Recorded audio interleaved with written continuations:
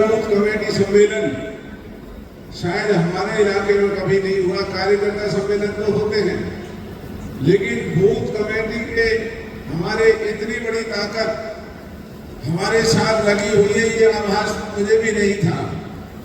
यहाँ आकर के मुझे लग रहा है कि वाकई इलाके के अंदर खास करके हमारे नौजवान साथी और जो चुनाव की प्रक्रिया को जानते हैं, जो आज बल और दम आपने दिखाया है, उसमें हमारी बहन बेटियां भी आई हुई है। ये एक बहुत बड़ी जीत है, बहुत बड़ी ताकत है। और आज का ये सम्मेलन हमारे विरोधी पार्टी के लोगों के हौसलों को परस्त करने का काम करेगा। और आज जैसा भाई रमेश राणा जी ने कहा, चौधरी विजेंद्र सिंह जी ने कहा, आज ये सम्मेलन नहीं, आज ये हरियाणा सरकार का एक बैठा हुआ हमारे इलाके की सरकारी का नजारा बना हुआ है। आने वाले दिनों में जैसे आज आप बूथ को संभालने के लिए इकट्ठे हुए हैं, ऐसे ही इस हरियाणा के अंदर सरकार को चलाने के लिए, अपने इलाके के दुखों तकलीफों को ठीक करने के लिए, अपने इलाके के भविष्य को बनाने के लिए जो ताकत आज आप लोगों ने दिखाई है, मैं मानता हूं कि आने वाले दिन बीजेपी ने कहा कि अच्छे दिन आएंगे, उनके अच्छे दिन तो नहीं आ सके, लेकिन आज हमारे इलाके के जो हमारे बूथ के सभी कार्यकर्ता साथी यहाँ इतनी बड़ी ताकत में आए हैं, ये इशारा है कि समय बदलने जा रहा है और हमारे इलाके के अच्छे दिन जरूर आएंगे, अवश्य आएंगे और हमारा इलाका हर तरीके से आगे बढ़ेगा। सरकार की नीतियों के बारे में तो रोज बात होती है। आज मैं केवल आपसे यही प्रार्थना करना चाहता हूं कि हमारा नगर शहर बहुत बड़ा है, 1,30,000 वोट शहर के अंदर है। जैसा चौधरी विजेंद्र सिंह जी ने कहा, यहाँ ये बड़ी भारी दिक्कत है कि वोट जो डाल रहा है, हमारे बूथ के साथियों को वहां देखना होगा। उन्हें ये पूछने का अधिकार है, पूछने का अधिकार है, हस्तक्षेप करने का अधिकार है कि वो उससे पूछ ले कि भाई आप कौन है, बताइए, दिखाइए कैसे आप ये वोट डालने के लिए आए। और अगर आपको कोई अधिकारी, पुलिस प्रशासन या वहां कोई दूसरी पार्टी का आदमी अगर इसमें कोई इतराज करता है, तो जो बस्ता बना करके हम आपको भेजेंगे, उस बस्ते में वॉकी टॉकी, टेलीफोन के माध्यम से नंबर, तमाम जो चुनाव के पर्यवेक्षक लगेंगे उनके नंबर, स्थानीय अधिकारियों के नंबर, अपने तमाम जो कार्यकर्ता साथी शहर के अंदर जागरूकता से लगे रहेंगे उनके नंबर।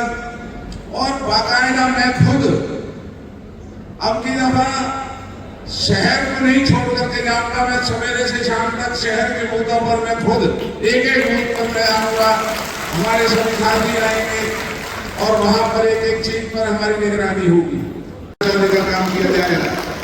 तो मैं ये नहीं मानता कि हरियाणा में किसी अधिकारी की इतनी हिम्मत होगी कि वो यहाँ इस तरह की हरकत कर सके कि हमें हमारी वोट में किसी तरह की गड़बड़ हो, लेकिन फिर भी हमें चौकन्ना रहना है। एक जो भाई राजेश्वर जी ने कहा, मेरा आपसे हाथ जोड़ के निवेदन है कि आपने जो बूथ पे हमारी टीम है, जैसा पीछे भी ये शिकायत आई कि जहां भी बूथ है हमारे आदमी कम बैठे थे और विरोधी दलों के लोग वहां पर ज्यादा संख्या में बैठ जाते, तो मैं आप सभी से हाथ जोड़ करके अपील कर रहा हूं कि उस दिन हर बूथ के ऊपर हमारे आदमी उसी बूथ के, ये ना हो कि बाहर के बूथ पे जाकर के वहां भीड़ दिखाएं, उसी बूथ के घरों से बुला करके आप लोगों को वहां शाम तक बिठा करके रखना है, जिससे कि हौसला बना रहे। और अभी से अपने बूथ की वोटर लिस्ट उसको आपने देखना है, किस व्यक्ति की मृत्यु हो चुकी है, कौन वोटर जो आपके बूथ पर अभी यहाँ रहता नहीं है और उसकी वोट है, कौन ऐसा वोटर है जिसकी एक नहीं 2 जगह वोट बनी हुई है, 3 जगह बनी हुई है। ऐसे आदमी का भी नाम हम आपको कई नाम लिख करके बस्तों में डालेंगे, जिन व्यक्तियों की पिछले दिनों 2-2, 3-3 वोट बनी हुई है और वो हमारे विरोधी हैं।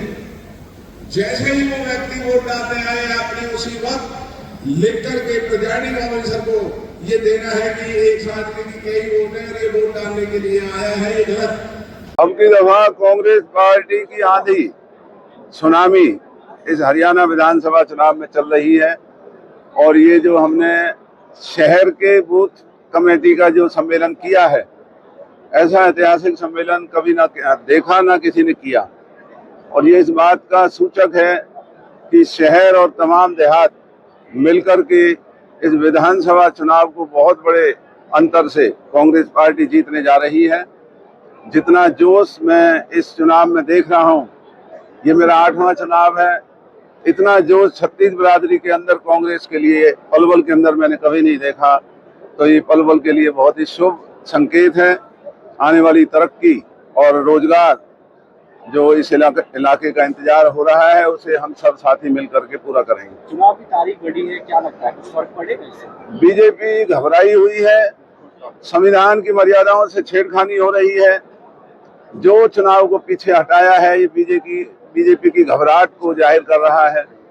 लेकिन हम इस बात से बिल्कुल पीछे नहीं हट रहे हैं। हमारे कार्यकर्ताओं के और हौसले मजबूत हुए हैं और अब इस चुनाव प्रक्रिया में आने वाली 9 तारीख को मैं पार्टी की तरफ से नामांकन भरने का काम करूंगा और तमाम इलाके के लोग इसमें संग चल करके पार्टी को भी और इलाके को एक अलग से ऐतिहासिक नामांकन यात्रा बना करके साबित करेंगे। किस तरह के मूल मंत्र दिए आज जीत के लिए कार्यकर्ताओं?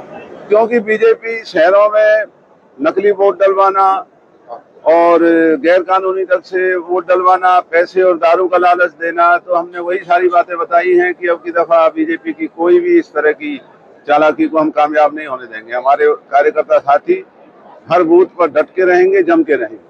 टिकटों को लेकर जो मुकाबला फंसा हुआ, पेच फंसा हुआ, दोनों ही पार्टी, कोई भी चाहे कांग्रेस हो चाहे बीजेपी हो, कोई भी घोषित नहीं करे। आप लगातार चुनाव प्रचार में लग रहे हैं। उधर शैलजा ने भी 90 विधानसभाओं में अपनी लिस्ट है वो कांग्रेस इलेक्शन कमेटी को घोषणा भी कर दी है, आपने घोषणा भी कर दी है, नॉमिनेशन भी। हमारा कांग्रेस का ये एक रिकॉर्ड 2500 दरखास्तें आना एक बहुत बड़े आंधी के संकेत को जाहिर कर रहा है। और इतने दरखास्तों पर जाहिर है कि सभी जो हमारे नेता हैं सभी अपना अपना दावा पेश कर रहे हैं। तो एक अच्छा हेल्दी कंपटीशन है, इसमें कोई बुराई नहीं, सब मिल करके चुनाव लड़ेंगे। नहीं, आपको नहीं लगता कि कहीं ना कहीं भूपेंद्र सिंह हुड्डा और शैलजा अब इस लड़ाई को आपसी उसके ले आए हैं? सम्मान सम्मान को लेकर किस तरह से लिस्ट हाईकमान को दी जा रही है अलग अलग? नहीं, ये ठीक है कि अभी सब में खिंचाव है अपने अपने चहेतों को टिकट दिलाने का, इससे हम इनकार नहीं करते। लेकिन जो ही टिकटें डिक्लेयर होंगी, आप देखेंगे कांग्रेस के सभी नेता मिलकर के प्रचार करेंगे और इस कांग्रेस की आंधी को आगे बढ़ाने का काम करेंगे। ज्वाइनिंग में कौन-कौन शामिल कर रहे हैं? ज्वाइनिंग का आज आपने देखा है कि हमारे कितनी बड़ी संख्या में ज्वाइनिंग रोज घर पर, हर सम्मेलन में। और इस इलाके के जो भी नेक नियत वाले लोग, अच्छे लोग, अच्छी छवि के लोग और जो इलाके को आगे बढ़ते हुए देखना चाहते हैं, छत्तीस बिरादरी के लोग कांग्रेस में शामिल हो रहे हैं और हमें बेहद खुशी है। हम इन सबका मान करेंगे, इनको हर तरीके से इनका लिहाज रखेंगे और मिलकर के शहर को आगे बढ़ाएंगे। बौखलाहट का निर्देश देती है। जो चुनावी समर में इस तरह से डर और भय बनाने का काम बीजेपी कर रही है, तो कानून तो ये कहता है कि इनके खिलाफ मुकदमे दर्ज होने चाहिए चुनावी नियमों की अवहेलना के बारे में। लेकिन आज देश में संविधान की मर्यादाओं को दबाने का काम चल रहा है और ईडी की कार्रवाई इन दिनों में निंदनीय है। हम सब लोग इसकी निंदा करते हैं। कि अगर अकरम में को टिकट मिलता है तो विरोध करेंगे और महापंचायत का आयोजन करेंगे सब। वो उनकी मर्जी है, क्योंकि वो कांग्रेस के अंदर नहीं है, कांग्रेस से बाहर हैं। वो पहले भी विरोध करते रहे हैं, लेकिन वो भाई है हमारे, कोई बात नहीं, वो विरोध करें या जो भी करें वो उनकी मर्जी है। मैं उसमें क्या उनको दबाव नहीं दे सकता। लेकिन वो कांग्रेस से बाहर हैं, कांग्रेस के अंदर नहीं है।